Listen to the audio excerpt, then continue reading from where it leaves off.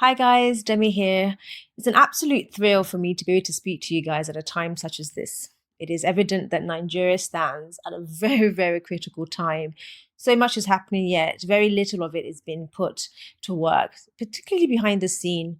So before I proceed, I would like to state that any inaccuracies or misrepresentation in this video are entirely unintentional. This content is not designed or intended to incite violence, to promote malicious action, or to target any specific individuals or institutions.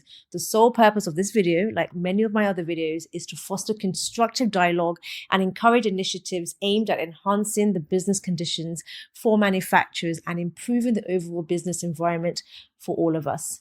Now back to the video. We have all felt the reverberations of the recent protests. It has been an absolute outcry for change, a cry for justice and a better future for the average Nigerian. These protests have been completely born out of frustration and, I dare say, a lack of hope. They are testaments to the undeniable fact that Nigerians are now at a place where they're ready for true transformation. But as the dust settles, we must ask ourselves, what comes next? How do we turn the passion of the streets into progress in our communities, in our businesses, and in fact, the entire nation? Let's be very honest, and I truly want to be honest with you guys. While the protests shone a spotlight on the challenges that we face, they did not bring the immediate changes that many of the protesters on the streets had hoped for. The energy was there. The unity in some instances was there. There was a clear determination, but these were not enough. They just were not powerful enough on their own. The question that we must grapple with now is, how do we move from protest to true progress? How do we build a nation that truly reflects the aspirations of its people? In all honesty, Nigeria doesn't need more protests. What we need is clarity. Clarity on the problems that we face and the solutions that we indeed seek.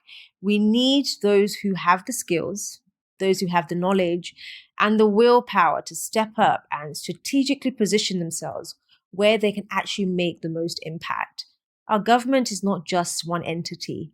It's a system composed of the executive, the legislature, and the judiciary.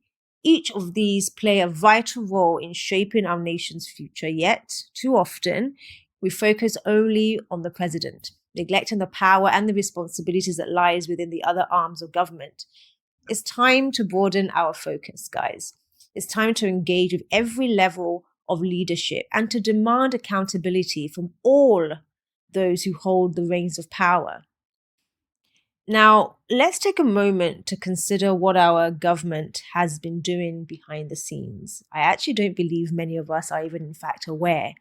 Have we fully understood the implications of their actions? Have we thought about how these decisions that they're making can indeed be leveraged to benefit our industries, our communities, and our future? Here are the 4 key actions that have actually caught my attention in recent times.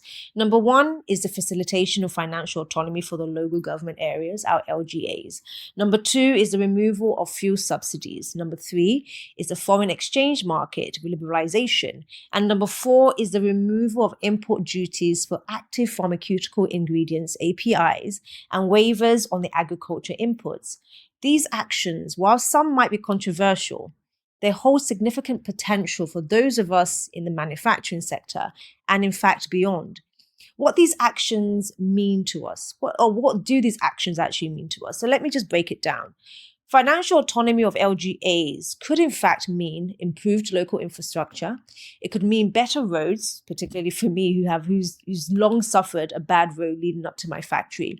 It could also possibly mean reliable electricity and consistent water supply, all critical for manufacturers. With the LGAs managing their own funds now, there's an opportunity for direct engagement with our local government, creating new revenue streams and fostering more localized development. We should be talking to our LGAs like never before, guys. Then there's a removal of the fuel subsidies. Yes, the removal of subsidies has increased operational costs, even for me. Businesses are seriously feeling the pinch. But it also pushes us towards innovation. towards sustainable and efficient energy sources. As a business, we have begun investing in renewable energy. And while the initial costs are indeed high, we can't deny that, the long-term benefits for our planet and our bottom line are undeniable.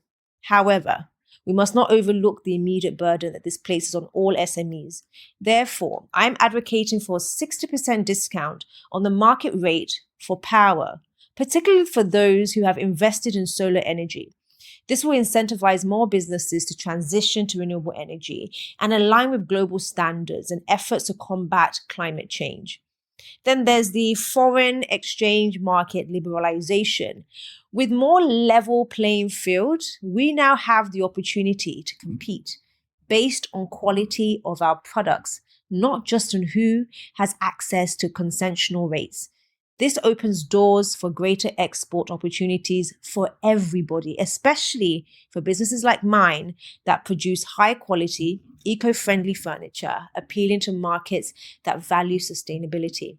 Then there's the removal of import duties and waivers. While these changes have primarily benefited the farmer and agriculture sectors, we must advocate for the same concessions to be extended to the broader manufacturing industry. This is critical for reducing production costs and making Nigerian products more competitive on the global market.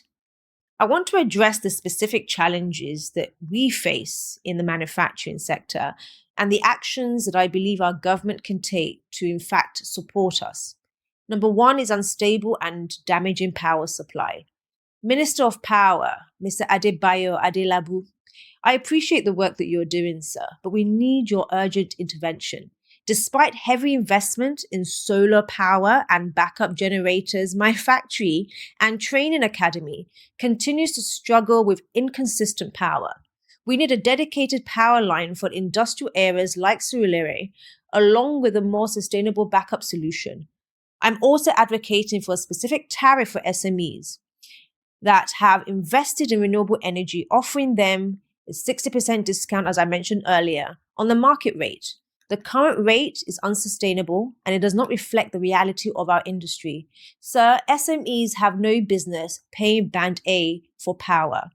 Furthermore, we must find a way to drive down the cost of power for SMEs to the global standard of 5% of revenue, compared to the current 20% or more that many of us are currently burdened with in Nigeria.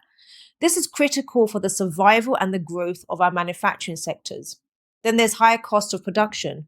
Minister Doris Azoka Anite, Minister Wale Edun, Minister Dave Umahi, we need your support in reducing the cost of production. This means lobbying for reduced taxes and tariffs on raw materials and manufacturing inputs. I propose legislation that offers tax relief or incentives for businesses struggling with high production costs. Additionally, I urge the creation of a task force to regularly address these issues in each ward, ensuring that businesses can operate more efficiently and sustainably. Then there's access to affordable financing, one of the biggest. Minister Wale Edun, affordable financing remains one of the most significant barriers to growth for SMEs in Nigeria. We need targeted funding and support for businesses like mine, especially those that are investing in skill development and training. Sir, we must stand behind them. I'm calling for single-digit financing for SMEs, which is essential for enabling us to scale, for us to innovate, and to in fact contribute meaningfully to the economy.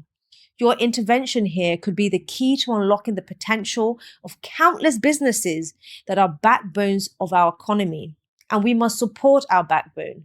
So guys, why am I speaking on this today? Because I believe deeply in the potential of Nigeria and its young people, and in fact, its business owners. I believe that when we are clear in our demands, when we are strategic in our actions, and united in our efforts, we can achieve far more than any protest ever could. To the ministers that I've addressed, I recognize and I respect the challenges that you face. But now more than ever, we need your leadership and your decisive action. I have formally communicated my concerns to your offices and to the senators representing our ward in Surulere, and I look forward to engaging with you all. We would like to collaborate with you to bring about the changes. that we also desperately need in our industry. To everybody listening, your role in this journey is just as critical. Share this video with everybody that you know. To the entrepreneurs and the manufacturers amongst us, do not lose hope. It's extremely hard, I know, but we have to keep going. We have to work together to get the solutions that we all need.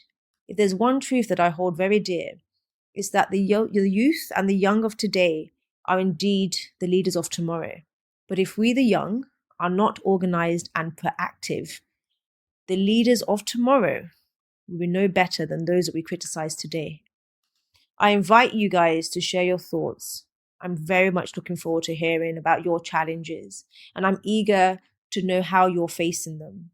And as always, guys, please do take care of yourself. And remember, be extraordinary in the way that only you can be. Bye, guys.